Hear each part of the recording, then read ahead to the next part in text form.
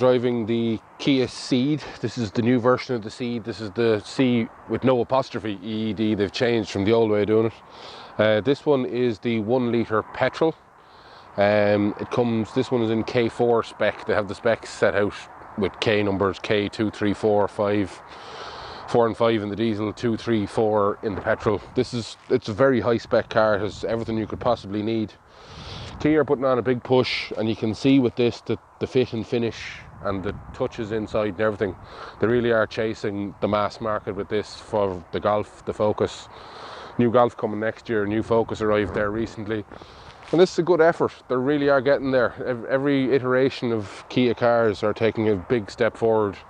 And this one, as you'll see over the next few minutes, is very, very, very capable. I'll open up the back door here and have a look in at the back. As you can see, this one has the lovely grey trimmed interior. Legroom is good. My usual test is that I sit behind myself, and I find if I sit behind myself in this, I'm comfortable enough. I wouldn't like to be travelling for 8 or 10 hours in it, but for normal travelling, not an issue. The dash in the Kia is really quite nice. This steering wheel is very good. As you can see, I've left the boot open.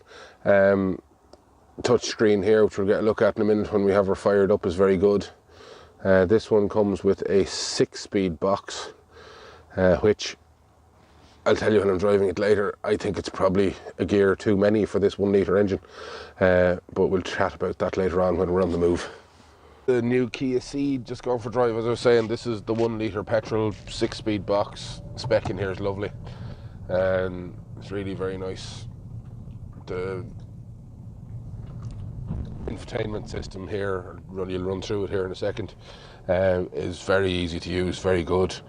All buttons, switches, they're all just nice things. There's volume controls, there's channel changer, there's control of the dash in front of you.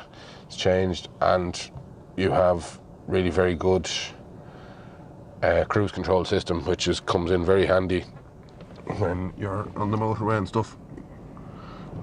It is very easy to use.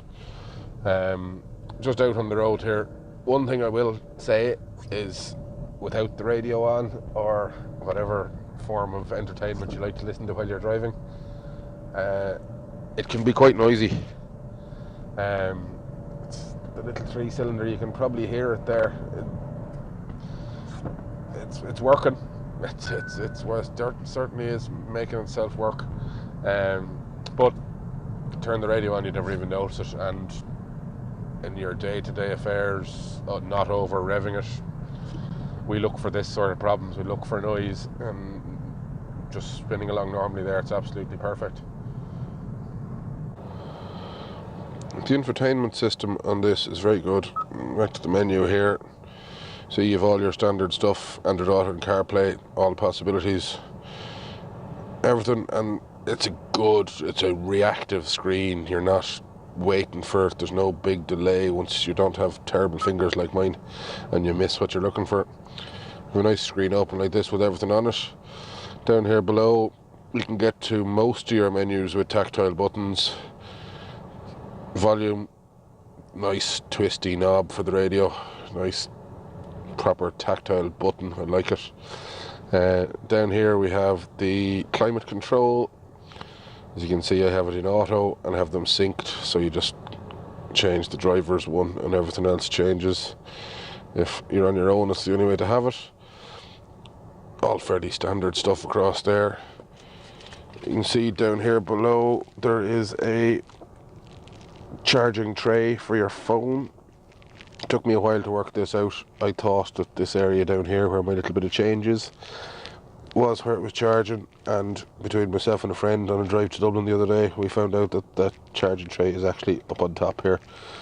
Very handy because it's actually completely out of the way of everything else you'd be doing, so you just put your phone in there and it's charging away and forgotten about, which is great. On the road here in the Kia Ceed, this is, as I was saying earlier on, this is the 1 litre 6-speed in K4 spec. I have very few issues with this car. it's not a Golf.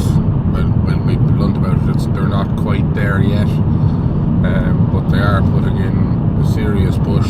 The feel of the stuff in this, there's nice, solid feeling plastics. It's nicely finished, stitched leather on the dash. They're getting there. And if you were major brands this segment, your Fords, your Volkswagens with the Golf and the Focus, you'd be looking over your shoulder, because these are going to start soaking up some of your market. Between this and its sister company and the Hyundai i30, they're going to take some of the major brands are already. You can see in the sales figures each month that they're growing, and in time they will get there. One thing I will say, that this actual car, for the sort of driving that I do, which is a good bit of driving each week, the 1 litre petrol doesn't make sense. This has drank a lot of fuel this week, 8.4 litres per 100 kilometres, which by any way I look at it is thirsty. But that's not what this car is for. This car is for in and around town, short mileage. If you're doing that sort of mileage, you will have to buy the diesel one. It would make no sense to buy this. So it's horses for courses. In this case, this horse really doesn't suit this course. But the diesel one would be absolutely perfect. The new 1.6 diesel engine is a huge improvement on the old 1.7 litre engine which they used in all their cars. I think it's far more refined and seems to be a far better and more economical engine. But as I said, if you're doing small mileage and you don't mind a lack of power, and as I said, can be a little noisy, but very good car, very good engine, everything. They really have got the finishing thing down. It's proper solid. Like it, this car, this spec, 25.5, 26,000. This price, similar to a lower spec diesel, I think. If you have a look through the list, but good car. And the main thing I've taken from the week is that Kia really are making a serious effort to get on level pegging, on a level footing with the major brands, to try and take some of that very lucrative hatchback market. That, when I say lucrative, it's not as lucrative as it used to be either, because the crossovers are biting into it. But they're all doing that to themselves, like no one else to blame. Very good.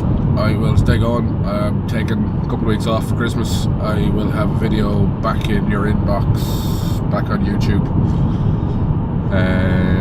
sometime in the middle of January. I'm driving a car on the week of the 7th, so at the end of that week I should have something up. If you wouldn't mind, subscribe to the channel, give us a like, go find me on Facebook, go find me on Instagram, keep an eye on what I'm at, but most of all, give it a subscribe and a view to the video. Thanks.